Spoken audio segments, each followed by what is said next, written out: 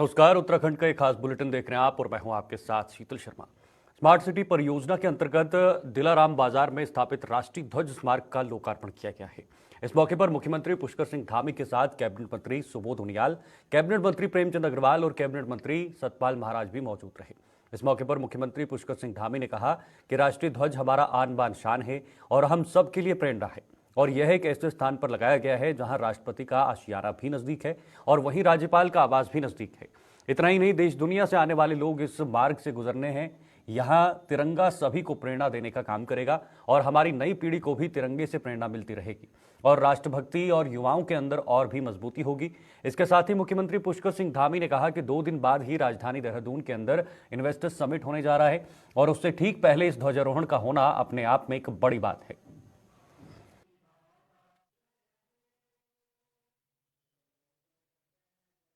राष्ट्रीय ध्वज हमारा आन बान और शान है, हम सबके लिए प्रेरणा है और ये ऐसे स्थान पर लगाया गया है राजपुर रोड दिलाराम चौक के नज़दीक, जहाँ से हमारा राष्ट्रपति जी का आशियाना भी इसके समीप है, राजभवन भी है, अन्य जो हमारे महत्वपूर्ण आने जाने का जो मार्ग है वह भी ये मार्ग है और साथ ही पूरे देश दुनिया से आने वाले लोग इस मार्ग से गुजरते हैं। ये सभी को प्रेरणा देने का काम करेगा और हमारी नई पीढ़ी को भी निश्चित रूप से इस ध्वज को देखकर प्रेरणा मिलती रहेगी, राष्ट्रभक्ति उनके अंदर और मजबूत होगी। इसलिए आज बड़े शुभ अवसर पर ये आज राष्ट्रीय ध्वज यहाँ पर लगाया गया है और स्मार्ट सिटी योजना के अंतर्गत ये नए शहर का भी एक तरह से आगाज है कि जिस तरह से स्मार्ट सिटी में आज काम हो रहा है, नया शहर आप सब लोगों को दिख रहा होगा।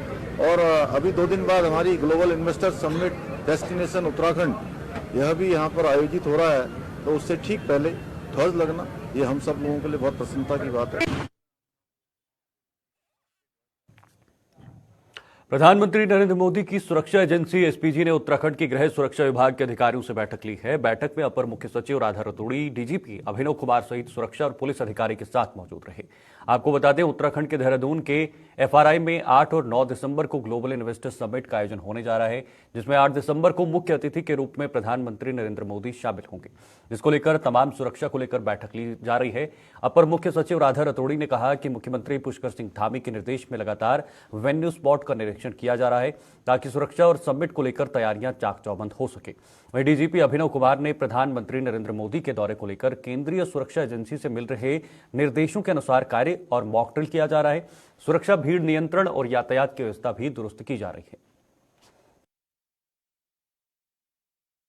ग्लोबल इन्वेस्टर समिट में माननीय प्रधानमंत्री जी का आगमन होगा 8 तारीख को सुबह। उसी की तैयारी के लिए माननीय मुख्यमंत्री जी ने हम लोगों को निर्देशित किया था कि सारी तैयारियां अच्छे से हो रही हैं, उसी को देखने के लिए। आज सुरक्षा एजेंसियों के साथ भी माननीय प्रधानमंत्री जी और उसके अगले दिन माननीय गृह मंत्री जी का मतलब उन दोनों द्वारा इसमें हिस्सा लेना है, तो इसलिए जो भी एमएचए के और एसपीजी की जो भी गाइडलाइंस हैं उनके हिसाब से यहाँ की सुरक्षा व्यवस्था सुनिश्चित की जा रही है। टीम्स पहुंच गई हैं, जो हमारे सिक्योरिटी रिलेटेड जो भी ड्रिल होती है, जो अरेंजमेंट्स किए जाते हैं पीएम विजिट से पहले और एचएम विजिट से पहले, वो सब सुचारू रूप से चल रहे हैं।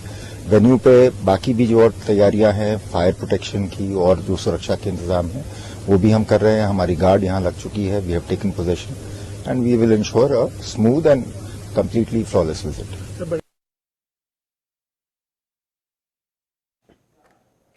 तो वहीं राजधानी देहरादून में चल रहे सड़कों के कार्य तकरीबन आखिरी चरण में है, जहां एक तरफ चंद दिनों में इन्वेस्टर समिट होना है और वहीं दूसरी तरफ शहर में चल रहे सड़कों के कार्य भी एक चुनौती बने हुए हैं। हालांकि जानकारी देते हुए सचिव पीडब्ल्यूडी पंकज पांडे ने कहा कि शहर भर में चल रहे सड़कों के कार्य तेजी से जारी हैं। हालांकि कहीं कहीं अभी भी कुछ कार्य बचे हुए हैं जिनको युद्ध स्तर पर किया जा रहा है ताकि इन्वेस्टर समिट से पहले ही सड़कों के तमाम कार्य पूरे किए जा सकें। वहीं सचिव पीडब्ल्यूडी पंकज पांडे ने कहा कि जितने भी सड़कों के कार्य चल रहे हैं उनमें कोई भी कोताही नहीं बरती जाएगी। यह निर्देश पहले ही दिए जा चुके हैं। अगर ऐसा कोई मामला सामने आता है तो जरूर संज्ञान लिया जाएगा। हालांकि पंकज पांडे ने कहा कि अभी भी शहर में कई ऐसी सड़कें बची हुई हैं जहां पर निर्माण कार्य जोरों पर हैं, लेकिन अभी भी कुछ फिनिशिंग टच बचा हुआ है जिनको लगभग आज या कल में पूर्ण कर लिया जाएगा। हमने सारी सड़कें कंप्लीट कर ली हैं। सिर्फ 2 सड़कें हमारी बची थी जो स्मार्ट सिटी की सड़कें हैं। इसमें चक्राता रोड और ईसी रोड, तो मेरे द्वारा अभी सुबह एक पूरा राउंड लिया गया है उसका। कल रात में बारिश होने की वजह से चक्राता रोड पे काम नहीं हो पाया ज्यादा, लेकिन ईसी रोड हम लोग लगभग खत्म कर चुके हैं। थोड़ा सा एक स्ट्रेच बचा है, मुझे लगता है 100 फीट करीब है, जिसपे काम चल रहा है। तो ये मेरे द्वारा ये निर्देश दिया गया है सभी डिपार्टमेंट के जो हमारे अधिकारी थे, मेरे साथी थे, उनको निर्देश दिया गया कि अभी दिन में काम करेंगे। अदरवाइज हम लोग रात में काम कर रहे थे, क्योंकि रात में टेम्परेचर डिप कर रहा है और मौसम कुछ कह नहीं सकते हैं। तो मेरे द्वारा ये कहा गया है कि अभी दिन में शुरू करेंगे। इमीडिएटली मशीन लगा रहे हैं। 5 मशीन चक्राता रोड पर लगाई जा रही है, 2 मशीन आरा घर से प्रिंस चौक के बीच में लगाई जा रही है और 1 मशीन ऑलरेडी ईसी रोड पर काम कर रही है। तो आज रात तक मुझे उम्मीद है कि मुझे लगता है 8-9 बजे तक हम लोग इसको कंप्लीट कर लेंगे। साइनेजेस और जो बोर्ड लगने हैं अलग अलग चीजों के, वो दिन में लगना शुरू हो जाएंगे। और जो व्हाइट पट्टी लगनी है वो जैसे जहां जहां काम खत्म होता जाएगा, जैसे ईसी रोड का काम खत्म हो गया है तो इस पे अभी दिन में लगेगी। बाकी सड़कों पे जो सफेद पट्टी और बाकी चीजें हैं वो रात में लगेंगी। साइनेजेस और जो बोर्ड लगने हैं वो दिन में लगना शुरू हो जाएंगे। तो आज रात तक हमारा टारगेट है, रात 10 बजे तक इसको हम तीनों जो हमारे दोनों रोड है मेन उसको कंप्लीट कर देंगे। लेकिन बहुत से बजरी निकलनी शुरू हो गई है, तो क्या कुछ लापरवाही भी इसमें देखी जा रही है? अब देखिए, क्वालिटी सबसे ज्यादा इंपॉर्टेंट है। ये मेरे द्वारा पहले ही बताया गया इन लोगों को, क्वालिटी में कोई कॉम्प्रोमाइज नहीं किया जाएगा। उसके साथ ही साथ कहीं कहीं पे कुछ फिनिशिंग टच बचा हुआ है निश्चित रूप से, क्योंकि बहुत तेजी से काम किया जा रहा है। तो फिनिशिंग वाले काम चलते रहेंगे, वो तो आगे भी चलते रहेंगे, क्योंकि कई जगह पे पेंट हो रहा है, कई जगह पे फुटपाथ का काम चल रहा है। तो सड़कें जो मेन हमारा काम है जिसपे लोग ट्रेवल करते हैं, उसका काम हम आज रात तक कंप्लीट कर रहे हैं। बाकी कहीं पे पेंट का काम बच रहा है, कहीं पे कोई और चीज बच रहा है, वो कल तक भी और हो सकता है कल रात तक भी उसमें चलते रहेंगे। बढ़ते आगे, मुख्यमंत्री पुष्कर सिंह धामी की अध्यक्षता में हुई कैबिनेट बैठक में 14 प्रस्तावों पर मोहर लगी है। वहीं आज महिला सशक्तिकरण एवं बाल विकास विभाग में संचालित नंदा गौरा योजना के लाभ से वंचित बालिकाओं के हितों के लिए भी कैबिनेट के द्वारा अहम निर्णय लिया गया। विभागीय मंत्री रेखा आर्या ने जानकारी देते हुए बताया कि नंदा गौरा योजना के तहत जो बालिकाएं इस योजना के लाभ से वंचित रही गई हैं, उनको भी योजना का लाभ लेने को मंजूरी प्राप्त हुई है। कैबिनेट के इस मंजूरी के बाद लगभग 35,088 बालिकाओं को योजना का लाभ मिलेगा। कैबिनेट की इस मंजूरी के लिए विभागीय मंत्री ने मुख्यमंत्री और कैबिनेट का भी आभार जताया है।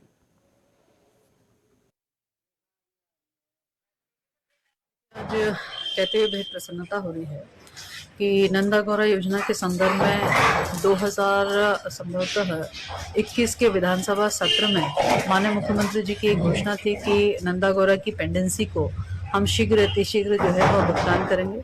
लगभग 33 से 35 हज़ार करीब हमारी बालिकाएं थी जो कि भुगतान न होने के कारण जिनका विषय लंबित चल रहा था। तो आज मुझे बेहद प्रसन्नता है कि कैबिनेट में यह विषय लाया गया और लाने के साथ में आज माननीय मुख्यमंत्री जी की ओर से और पूरी कैबिनेट की ओर से धन स्वीकृति की सहमति हो गई है और लगभग 58 या 57 करोड़ के आसपास की धनराशि इसमें स्वीकृत की गई है।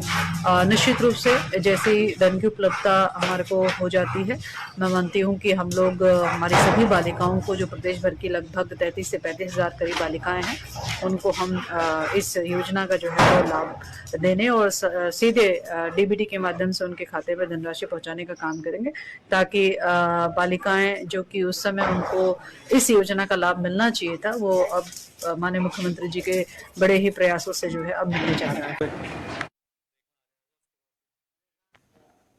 तो इस शिक्षा महानिदेशक बंशीधर तिवारी के द्वारा शिक्षा विभाग के अधिकारियों के साथ साथ राज्य शिक्षक संगठन के साथ जो है वो बैठक की है। बैठक में राज्य शिक्षक संगठन के प्रांतीय महामंत्री राम सिंह चौहान, प्रांतीय महामंत्री रमेश पैन्यूली, प्रांतीय उपाध्यक्ष राजकुमार चौधरी, प्रांतीय संयुक्त मंत्री जगदीश सिंह बिष्ट और प्रांतीय कोष अध्यक्ष लक्ष्मण सिंह भी मौजूद थे। बैठक में शिक्षकों के मुद्दों को लेकर भी चर्चा की गई, जिसमें शिक्षकों की कई मांगों पर सहमति व्यक्त की गई है, जिसको देखते हुए राज्य के शिक्षक संगठन के द्वारा 31 दिसंबर तक आंदोलन स्थगित कर दिया गया है। अलग अलग मांगे थी, उसमें कुछ हमने ऑलरेडी कर दिया है और जो पदोन्नति संबंधित एक प्रार्थना पत्र माननीय ट्रिब्यूनल के समक्ष दिया जाना तो भी हम लोगों ने कर दिया है। एक 5400 ग्रेड पे को राजपत्रित करने और अंतरमंडलीय जो LT संवर्ग के लोग हैं उनका ट्रांसफर वगैरह हम लोगों ने कहा है कि जल्दी कार्रवाई करेंगे। तो दूसरा चूंकि क्या है कि बोर्ड परीक्षाएं आ रही हैं तो शिक्षण कार्य प्रभावित ना हो, तो हम लोगों ने अनुरोध किया था और शिक्षक संगठन का भी मैं धन्यवाद ज्ञापित करूँगा कि उन्होंने हम लोग की आपसी सहमति से कार्य बहिष्कार वापस लिया है और जो भी लंबित मांगे हैं उस पर हम लोग आगे कार्रवाई करेंगे। एम्स की तर्ज पर उत्तराखंड में आयुर्वेद संस्थान खुलने जा रहा है, जिसकी राह आसान हो गई है। उत्तराखंड शासन में आयुष सचिव पंकज कुमार पांडे ने बताया कि पिछले दिनों केंद्र सरकार के आयुष मंत्री ने राज्य सरकार को पत्र लिखा था कि राज्य में किसी आयुर्वेद कॉलेज का प्रपोजल केंद्र को भेजें, जिसे अपग्रेड कर all India Institute of Ayurveda में तब्दील किया जा सके। इसको लेकर राज्य सरकार ने हरिद्वार स्थित ऋषिकुल कॉलेज का प्रपोज केंद्र सरकार को भेजा है, जिसको जल्द ही केंद्र के संस्तुति मिल सकती है। इस बाबत जब राज्य शासन के सचिव पंकज कुमार पांडे ने केंद्रीय आयुष सचिव से मुलाकात कर सहमति दी गई। साथ ही कहा गया है कि इसका एक प्रस्ताव आयुष मिशन के सप्लीमेंट्री ग्रांट के तहत भी भेजा जाए और भारत सरकार इसे डायरेक्ट टेकअप कर रही है। इसके अनुरूप दोनों में से किसी एक तरफ फंड मिल जाएगा। इससे यह साफ हो गया है कि हरिद्वार का ऋषिकुल कॉलेज अब जल्द ही All India Institute of Ayurveda में तब्दील होने जा रहा है। जैसा All India Institute of Ayurveda अलग अलग जगहों पे 2-3 जगहों पे खोला है उन्होंने, एक दिल्ली में है, गोवा में है, उसी के तर्ज पे हम लोगों ने रिक्वेस्ट की थी। माननीय मुख्यमंत्री जी ने स्वयं प्रधानमंत्री जी से भी रिक्वेस्ट की थी कि हमारे स्टेट को भी दिया जाए। तो उसके क्रम में जो भारत सरकार के मंत्री हैं, आयुष मंत्री हैं, उन्होंने एक पत्र लिख के ये कहा था कि आप अपने किसी एक संस्थान को अपग्रेड करने के लिए हमें प्रपोजल दीजिए, तो उसको हम कन्वर्ट कर लेंगे all India Institute of Ayurveda में। तो उसी क्रम में हमने जो हमारा कॉलेज है ऋषिकुल हरिद्वार में, उसको हम लोगों ने प्रपोजल उसका भेजा था और मेरे द्वारा अभी स्वयं सचिव आयुष भारत सरकार से मुलाकात करके रिक्वेस्ट की गई, तो उनके द्वारा इस पर सहमति दी गई है और ये कहा गया कि इसका प्रस्ताव जो है आयुष मिशन की जो सप्लीमेंट्री ग्रांट जाती है उसके लिए प्रस्तावित किया जाए और भारत सरकार डायरेक्टली भी उसको टेकअप कर रही है, तो दोनों में से किसी एक तरीके से फंड मिल सकता है। तो हम लोग इसको भेजने जा रहे हैं और मुझे उम्मीद है कि जल्दी ही इसमें हमें स्वीकृति मिल जाएगी और हम लोग हमारा जो संस्थान है ऋषिकुल संस्थान, उसको all India Institute of Ayurveda के तर्ज पे डेवलप करके उस पर कन्वर्ट कर। रुक करते हैं अगली खबर का। सहसपुर विधानसभा के ग्राम ढाकी में विकसित भारत संकल्प यात्रा के तहत कार्यक्रम का आयोजन किया गया है, जिसमें कई विभागों के द्वारा स्टॉल लगाए गए हैं, जिसमें लोगों को सरकार द्वारा शुरू की गई जन कल्याणकारी योजनाओं से रूबरू किया गया है। कार्यक्रम में सहसपुर विधायक सहदेव सिंह पुंडीर मुख्य रूप से शामिल हुए। इस दौरान स्थानीय विधायक ने 3 राज्यों में भाजपा की जीत पर खुशी जताते हुए कहा कि 2024 के लोकसभा चुनाव में भी बीजेपी 400 से अधिक सीटें लेकर केंद्र में सरकार बनाएगी।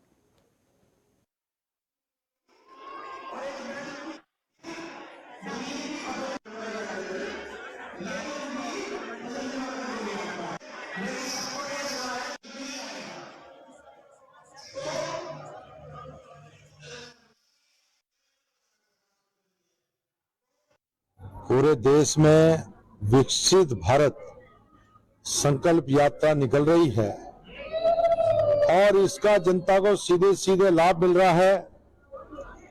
जनता को जो 10 साल में माननीय मोदी सरकार की गारंटी जो योजनाएं लागू की गई हैं, उनसे जनता को जो है सीधे सीधे लाभ मिल रहा है, जनता को बताया जा रहा है। और आप देख रहे होंगे कि यहाँ पर भी ग्राम सभा ढाकी में जो केंद्र सरकार की योजनाएं, उनके यहाँ पर विभागों के द्वारा जो स्टॉल लगाए गए हैं और जनता को बताया जा रहा है। अभी यहाँ पर जैसे प्रधानमंत्री उज्ज्वला योजना, अभी जब स्टॉल पर हम लोग गए तो देखा है कि 10 लाभार्थी और हैं जिनको जो है निःशुल्क प्रधानमंत्री उज्ज्वला योजना के कनेक्शन मिल रहे हैं, उनके फॉर्म वगैरह भरे गए हैं। इसी प्रकार प्रधानमंत्री आवास योजना, प्रधानमंत्री आयुष्मान योजना, और इस योजनाओं से जनता को सीधे सीधे लाभ मिल रहा है। और ये जो विकसित भारत संकल्प यात्रा है, इसका उद्देश्य यह है कि पंक्ति में खड़े अंतिम व्यक्ति तक सरकार की योजनाओं का लाभ मिलना चाहिए, सरकार की योजनाएं उन तक पहुंचनी चाहिए। और आपने देखा होगा कि जो योजनाएं निश्चित रूप से जनता आज बहुत लाभान्वित हो रही है, प्रभावित हो रही है। और जहां जहां पर ये यात्रा निकले, पूरे देश में निकल रही है।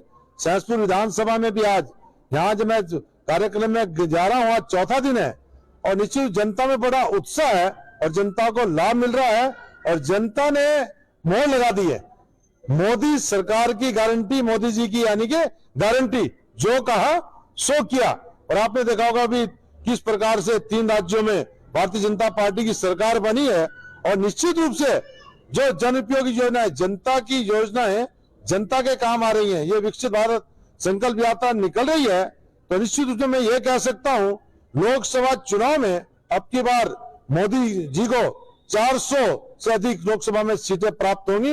बिल्कुल मोदी सरकार आगे तीसरी बार अब जनता के विकास के लिए और काम करेगी।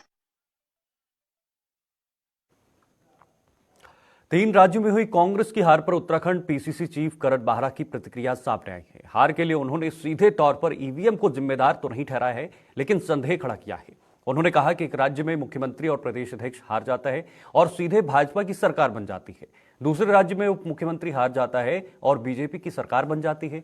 इससे स्पष्ट होता है कि कुछ न कुछ गड़बड़ी है, क्योंकि छोटे छोटे राज्य किसी और को दिए जाते हैं, जबकि बड़े राज्य अपने कब्जे में बीजेपी रखती है। हालांकि उन्होंने यह भी माना है कि कांग्रेस की ओर ज्यादा मेहनत करने की जरूरत है। करण बाहरा ने कहा कि कुल मिलाकर देखा जाए तो मुद्दे हारे हैं और खैरात जीती है।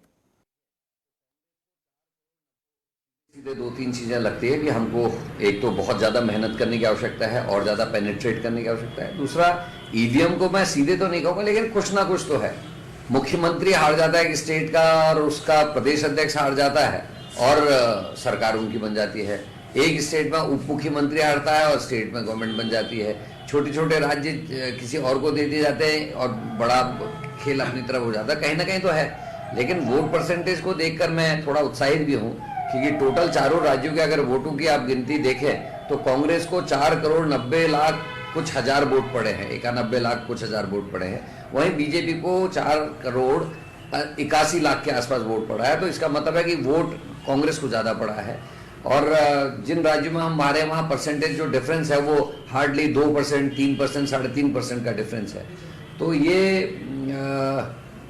बांटा जाना बहुत कठिन नहीं होगा, लेकिन उसके लिए बहुत मेहनत करनी पड़ेगी। दूसरा, एक चीज मैंने देखा कि चाहे वो कोई भी मुद्दे रहे जिन पे आप और हम लोग काफी तीखी दृष्टि रखते हैं, चाहे वो किसान आंदोलन में 700 किसान मरे हों, किसानों को गाड़ी से कुचला गया हो, चाहे वो अंकिता मर्डर केस हो, चाहे वो अंतर्राष्ट्रीय खिलाड़ियों का अपमान एक सांसद के द्वारा किया गया हो, चाहे मणिपुर की घटना हो जिसमें मुख्यमंत्री प्रधानमंत्री जाते नहीं और मुख्यमंत्री बयान देता है ये तो सैकड़ों महिलाओं को निर्वस्त्र किया गया है, सैकड़ों महिलाओं को मारा गया है। ये सारे मुद्दे गौण हो जाते हैं और इन मुद्दों पर चर्चा तक इन चुनाव में होने के बाद भी जनता ध्यान नहीं देती। ध्यान काहे में जाता है? 2,02,000 रुपए प्रति व्यक्ति सम्मान निधि, किस पर जाता है कि महिलाओं के लिए कोई योजना चला दी साहब, उसमें कुछ पैसा आ रहा है। लेकिन हम ये भूल जाते हैं कि हमारे साथ की, हमारे देश की इतनी बहनों का बलात्कार हो गया, इतनी बहनों को निर्वस्त्र कर दिया गया, अंतर्राष्ट्रीय खिलाड़ियों का अपमान कर दिया गया। तो ये इसलिए मैंने ये कहा कि मुद्दे हारे हैं और खैरात जीती है। जो खैरात बांटी गई, एक घर का खर्चा जो है प्रति माह का एवरेज देखे तो 10,000 से 15,000 रुपये का खर्चा बढ़ा है महंगाई की वजह से, अन्य वजह से। लेकिन 2,000 रुपये की जो ये खैरात है वो लोगों को ज्यादा पसंद आ रही है। 15,000 रुपये के नुकसान को लोग नहीं देख रहे। ये आने वाले समय के लिए अच्छे से। उत्तराखंड में स्क्रैप पॉलिसी 7 नवंबर 2023 से लागू हो चुकी है, लेकिन रुड़की में स्क्रैप सेंटर होने के कारण आम जनमानस को सहूलियत नहीं मिल पा रही है। आरटीओ देहरादून सुनील शर्मा ने लोगों की समस्या का हल निकाल दिया है। अब आपको अपनी गाड़ी स्क्रैप करवाने के लिए रुड़की जाने की जरूरत नहीं पड़ेगी। आरटीओ देहरादून में गाड़ियों को स्क्रैप करने के लिए अब एक प्रतिनिधि अपॉइंट किया गया है, जिससे अपनी गाड़ी स्क्रैप करवाने आए लोगों के लिए सहूलियत मिल सकती है। आरटीओ सुनील शर्मा ने बताया कि अपनी गाड़ी की डिटेल्स देने के बाद स्क्रैप पॉलिसी के तहत डोर टू डोर गाड़ियों को उठाकर स्क्रैप किया जाएगा। देखिए 7 नवंबर 2023 से स्क्रैप पॉलिसी लागू हो गई है, जिसके अंतर्गत ये सुनिश्चित किया गया है कि ऐसे वाहन जो लोग पुराने वाहनों को बेचेंगे स्क्रैप के माध्यम से और रजिस्टर्ड जो व्हीकल स्क्रैप फैसिलिटी है उनको टैक्स में छूट दी जाएगी। इसके अंतर्गत उत्तराखंड के अंदर एक स्क्रैप सेंटर पास था, लेकिन उत्तराखंड में 2 स्क्रैप सेंटर बन चुके हैं, जो कि दोनों रुड़की में बने हुए हैं। देहरादून की वाहनों को भी रुड़की के स्क्रैप सेंटर के माध्यम से दिया जाएगा। हमारे द्वारा स्क्रैप सेंटर को कहा गया कि उनका प्रतिनिधि भी हमारे आरटीओ ऑफिस में बैठाएं, ताकि कोई आम व्यक्ति अगर आरटीओ ऑफिस में आता है और जानकारी लेना चाहता है कि कहां पर अपनी स्क्रैप के वाहन को वो दे सकता है, तो उसको पूरा फैसिलिटेट किया जाए और डोर टू डोर सर्विस के अंतर्गत वाहन उठाए जाएंगे। किसी को रुड़की तक वाहन ले जाने की जरूरत नहीं है, स्क्रैप डीलर खुद उनके पास आकर वाहन को लेकर जाएंगे। इधर विकासनगर क्षेत्र में इन दिनों हरे भरे आम के बगीचों के पेड़ों को कटने का सिलसिला रुकने का नाम नहीं ले रहा है। जहां एक और कुछ दिनों पहले बांसोवाला के आम के बगीचे में 100 आम के हरे भरे पेड़ों पर कुल्हाड़ी चली थी, वहीं दूसरी ओर एनएच के समीप विकासनगर में एक हरे भरे आम के बगीचे में भी कुछ माफियाओं ने आम के पेड़ों पर कुल्हाड़ी चलाकर कुछ पेड़ों को जमींदोज किया है, जबकि कुछ पेड़ों की हेवी लॉपिंग की है। इस मामले को लेकर संबंधित विभाग ने जब संपर्क किया गया तो संबंधित विभाग इस मामले में पल्ला झाड़ते हुए नजर आया।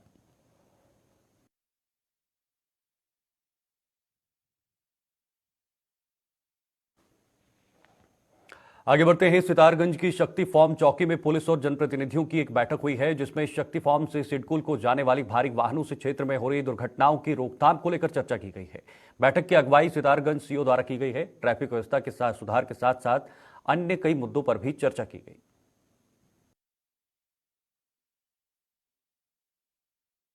में जेल कैद के एक 13 वर्षीय छात्र की डंपर की चपेट में आने से मौत हो गई थी। उसके बाद जो है यहाँ के जनप्रतिनिधियों द्वारा तय किया गया था कि भारी वाहनों की एंट्री 10 बजे से 5 बजे तक के लिए बंद हो दिन में, क्योंकि ये बहुत बड़ा आबादी वाला क्षेत्र है और सड़कें उस प्रकार की नहीं हैं जो इतने भारी वाहन सिडकुल वाले और जो ये मिट्टी के जो वाहन चल रहे हैं इसको झेल सके। यहाँ की आबादी को बहुत बड़ा खतरा है। 2 दिन पूर्व भी मेरे ही पड़ोस के संदीप मंडल की मिट्टी के वाहन से डंपर से कुचलकर दर्दनाक मौत हो गई, जिस पर हम लोगों ने कल जो है वार्तालाप की। तो उसमें खटीमा सीओ वीर सिंह जी, खटीमा कोतवाल साहब, नारायणगढ़ थाने के पूरे जिले भर की फोर्स आई थी यहाँ पर, और हमने यही बात रखी है कि जो घटना हो चुकी है वो घटना की पुनरावृत्ति दोबारा ना हो गया है।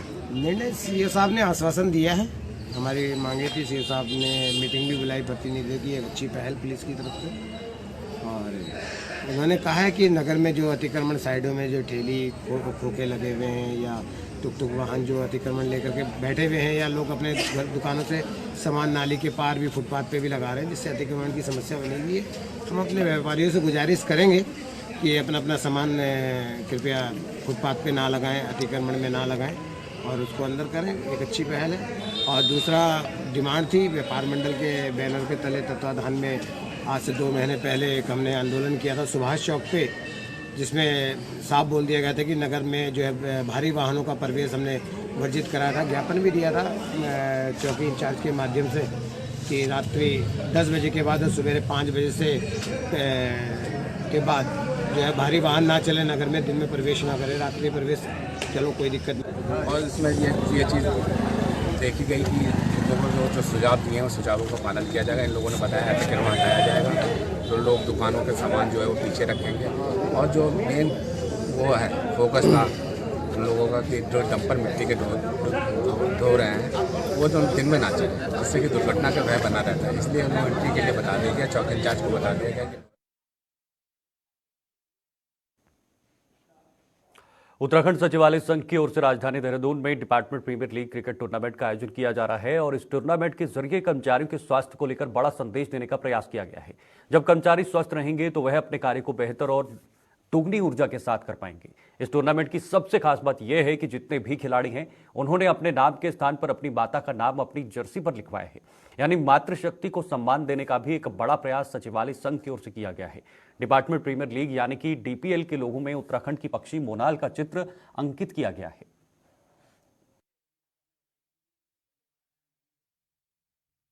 यह डीसीडीसी द्वारा आयोजित ये DPL tour department premier league का दूसरा सीजन है। प्रथम सीजन हमने गत वर्ष माह नवंबर में करवाया था, और ये दूसरा है, और इसमें 9 टीमें प्रतिभाग कर रही हैं, और यह कार्यक्रम जो है 12 तारीख तक चलेगा। 12 तारीख को इसका मेगा फाइनल खेला जाएगा। इसमें 9 टीमें प्रतिभाग कर रही हैं। पिछली बार 8 टीमों के द्वारा इसमें प्रतिभाग किया गया था। और आपको यह भी अवगत करा दूं कि हमने इसमें मैसेज देने का जो है एक संदेश इस डीपीएल के माध्यम से देने का प्रयास हम लोग कर रहे हैं। एक तो हम फिट इंडिया मूवमेंट के माध्यम से जो है कर्मचारी अधिकारियों को स्वस्थ रखने के लिए डीपीएल का आयोजन हम लोग कर रहे हैं। दूसरा हम प्रत्येक खिलाड़ियों के चेस्ट में हमने जो है माताओं का नाम इस बार अंकित किया है। मातृ शक्ति को जो है ये DPL का जो टूर्नामेंट है ये हम समर्पित कर रहे हैं।